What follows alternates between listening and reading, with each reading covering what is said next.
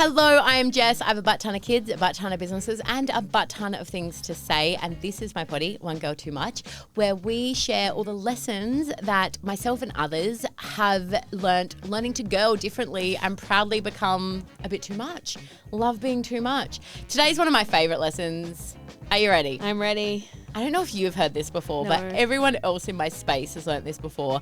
And one of the big lessons for me in the recent years of life is that there's three types of people. Hit me. Three. One, there's people who do not live to work. They don't really care. That's not where their value and their joy come from. They are hanging in for the weekends. They want to go and explore. Their friends and their family and their kids fill their cup. Work is something that gives them money to do those things, and they live happily ever after. They're amazing. Love that for them. Number two is what I call achievers. Achievers are people who need to have a sense of achievement. Whatever they do, they need to do it really well. They need to excel. They are generally school captains, did well at school, have a degree or two under their belt. Yeah. Team leaders, managers. I like the achieving.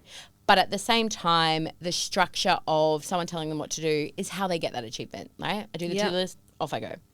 Third is the complicated one, and guess which one I fall into? Bingo.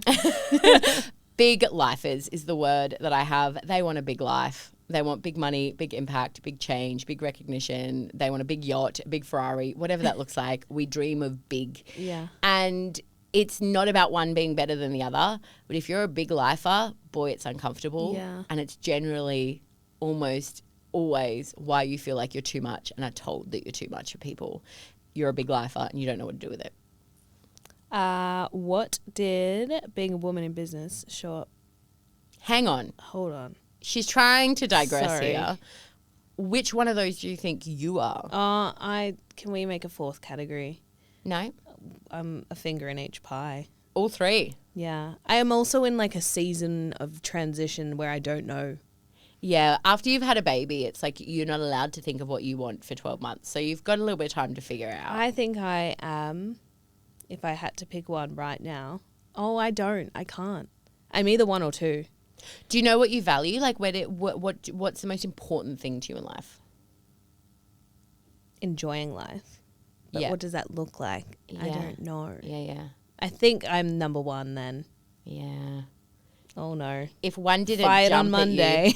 I got a sneaky suspicion you're a big lifer. Yeah. If number one and number two don't jump at you, it's almost always because you're number three. And when you are a big lifer, the first thing that jumps into your mind is like, how dare I think that I'm capable of that or want that? Like, I should be happy on paper. I've got the baby, I've got the husband, I've got the life, I've got the money, I've got the job. You're right.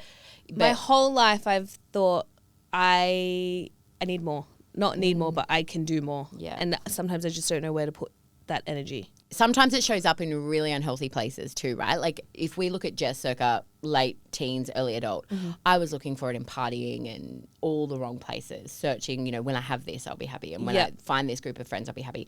And it's just the most unfulfilling thing. Yeah. And I think there's an element to even now, like enough is never going to be enough. But the clarity that you get when you know what brings you joy and what you're meant to do, and that permission to kind of think that big, especially as women, not a day goes by, people are like, oh, you're doing too much. Should you be? Did you think showing up would be as easy or as hard as it is for you as you would do now? Yeah, Whether it's that's a really good question. in life in general, but also in your different pockets as like being a mother, being a businesswoman, being an owner, being a friend, being a daughter. If you told me, earlier in my life that I would be in a space where I ever felt like I had anything worth saying, the answer would be absolutely not. Like I was in the deepest, darkest depths of who are you.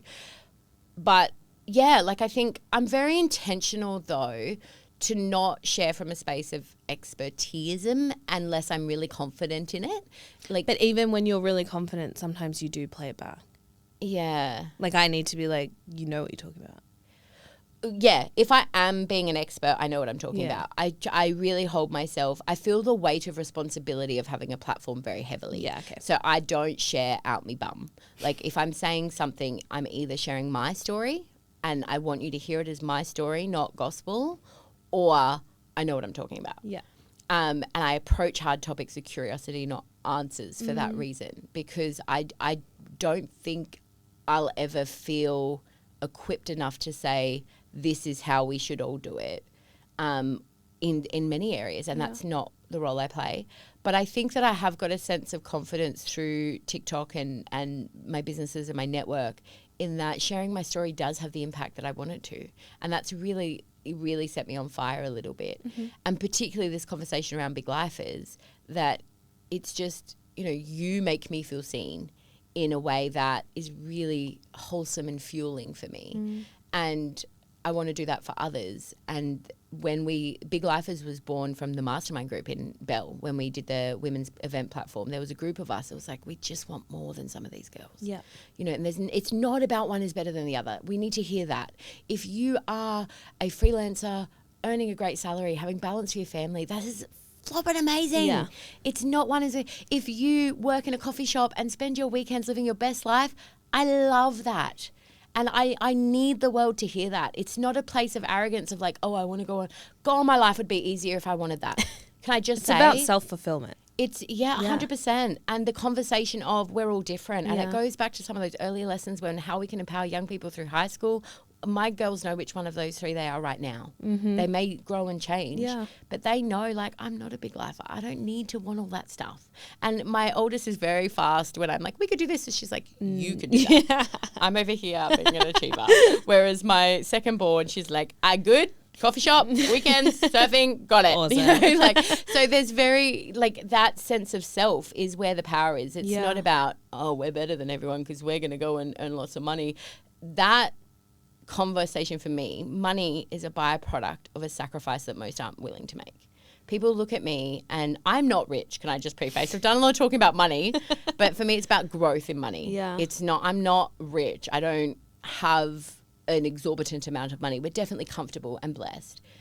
But money is about a reward of a sacrifice that many others won't make. Like, make no mistake, that didn't flow out of a rainbow with a leprechaun. Yeah. That is blood, sweat and tears that most people never know and aren't willing to do.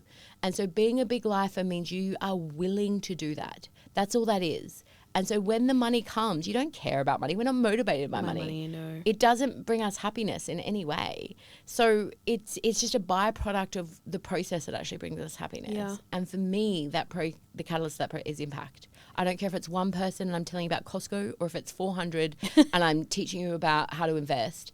Not teaching because I'm not a teacher in that space, but stay with me. I just love the feeling of I've impacted positively. Yeah. It's a selfish feeling. I'm no Mother Teresa. It's not about the feeling you get. I'm sure that's great for you, but I'm happy. I get the body happies. That's what makes me happy. I wish it wasn't. It's cringe to say. It's annoying, but that's where I'm from. What holds you back then? Oh, girl, you got some good ass questions. Logistics. Yeah. Is a big one at the moment. Hours in the day, for sure. And there's a responsibility that I have of raising a family right now. Is it what I want to be doing? Probably not. But I'll do it because I've made a commitment to the type of mother I want to be and the humans I want to raise. But there's a lot of them. They're needy little things, those 6 babies. Logistics to the business that pays my bills the most, for sure. That's got to stay a priority. Yeah. Do I love rocking up every day doing it? Absolutely not. Absolutely not. I love the life it gives me. I love the opportunities it gives me. I love the people that it allows me to provide opportunities for. So there's a logistical thing. Yeah. It's easy to sit up here and be like, oh, I'm investing this money in this and changing the world. But I'm also spinning a lot of damn plates and dropping some sometimes. You know, there's a real, if I had more time at the moment, I'm so excited about what I can do, but someone has to pay for all those offspring. Absolutely. And then as a blanket, what do you think holds women back in general? Risk-taking, massively. The fact that we don't think we're allowed to want anything outside mothering and getting married. Yes, you are. You're allowed to want it. Heard it here first. You're also allowed to not. No rules in motherhood. That was a great episode about 4 ago. But the fact that when the way we build this process out, and we can do another episode on it if it's useful, is if I ask you, what's it going to say on your gravestone? That's a really hard question to answer. Yeah. It's not a she did X, it's she lived a life of. And for me, impact is the first word. Wow, I've never thought about that. Yeah. if you don't know in what realm you want to be values testing, I talk about it all the time. Go and find out what your values are. Brene Brown, you should have 2 words. You've got to narrow it down to 2. They become your North Star for everything. Some people, it is going to be motherhood and being present, and that fills your cup and makes you happy. So you're good. In other people, it's freedom. Don't go tying yourself down to $1 million mortgages and business debts. That's a bad idea. In others, it is like fixing the world's problems and advocacy. In others, it's impact and recognition. And like I say that, I'm not proud of that. That's not my favorite thing, recognition. Like, how wanky is that? But unfortunately, I'm wired. Sorry, that's the way God made me. I wish it was different. And life got a lot easier when I figured out they were my things. Yeah. I so hard wanted them to be family. You were really gunning I was for like, it. I'd be good. I've ticked that box. Some of them love and relationship and depth of relationship. Some of them is being alone and reading books and learning. Like, there's so many different ones. So you got to find out what that is. And the second is start to figure out what is your gravestone statement.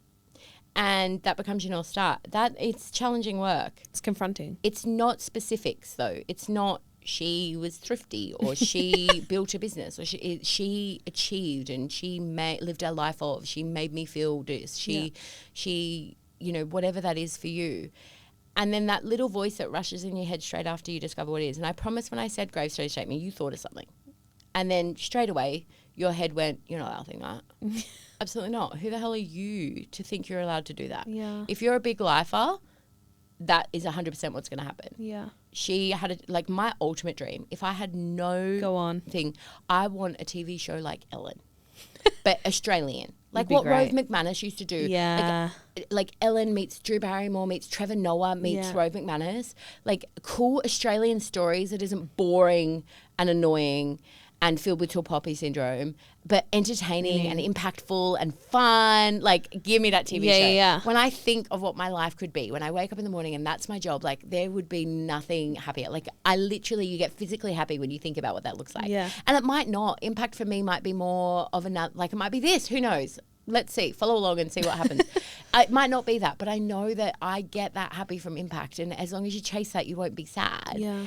But who am I to think? I'd watch. Yeah. Would you? Yeah, I'd watch. Maybe we should pitch it. Channel 10, Channel 9. I don't even know if they still exist. Netflix, anyone. That'll take us. Pick me up.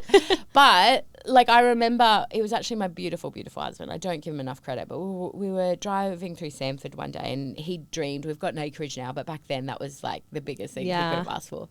And we were looking at these houses and he said, oh, can you buy me one of those one day? And I said, one day if I get a TV show like Ellen. And he went, you know, you could do that.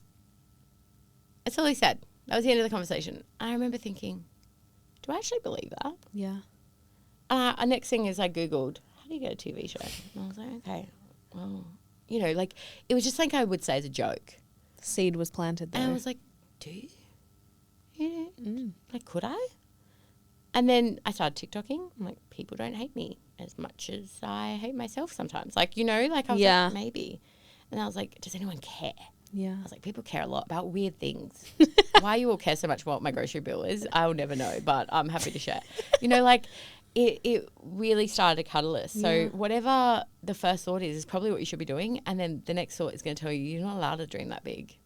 You probably. Well, that's what sending you an email was, 9 o'clock in the morning. Was it really? Yeah, it was drafted for 2 days. That's so funny because, so for those who haven't listened previously, Alex was a TikTok follower and I'd randomly done a rant about why it's so hard to hire. And she shot me an email going, this is weird, but I'm moving to Brisbane and I've got a little bit of experience. I just really think it'd be cool to work for you. There we go. And I was so excited when I read that email. You've got no idea. I didn't even read it properly. All I read was Melbourne. I didn't read the part that she read. I'm like, she replied, would you move to Brisbane? We're in Brisbane. And literally, I said that. I literally, as soon as she sent it, call it, you know, intuition, God, whatever. Like my whole body, I got the tingles. I was like, oh my God, this is so cool. And then when I met her though, she was very cool, calm and collected. And I was like, I don't think she likes me. I let her down. Well, yesterday in the office, I heard, apparently I've been wanting to quit for the last 2. Every day, and literally her first 3 weeks, every time she left, I'm like, Cindy, I don't think she likes me. But she's so not cool coming back together. I'm like, is she having fun? I'm like, are you okay? But yeah, so it's very interesting that was your brave moment. Because it was like fully email written, ready to go. And then I was like, what are you doing? and then just didn't send it. And then you posted that and I was like, right, send. 6 weeks later, she's been forced to be on my podcast. Here we are. Hang out with me a bit longer. I'm going to turn you into a big lifer. But we'll wrap up that one. That's all I need to rant. I could go on all day. Learn which one you are. None is better than the other. But if you're a big lifer, chances are you feel really lonely and uncomfortable and unfulfilled. And you got to do a bit of work and figure out why you're not giving yourself that room to dream. And this is where a lot of people take the sentiment, make it woo-woo and be like, you're keeping yourself small and, you know, hear that chakra. But there's a thing behind all that, which is, why don't you let yourself dream that big? If you don't believe that you're capable of it, go and get the skills you need, because there's a reason why that's in your heart and mind, and you should 100% be looking to pursue it. That's how legends are made. There you go. Thank you so much. We are back next week with another potty episode. In the meantime, shoot us an email. We want to hear your girl lessons. We want a space where we can share others, whether we dial you in or whether you write it down and we can read it. We would love to share the big girl lessons that you guys had in learning to become too much and own that. In the meantime, follow Too Much Jess on TikTok for more shenanigans. Thanks, Alex. Bye.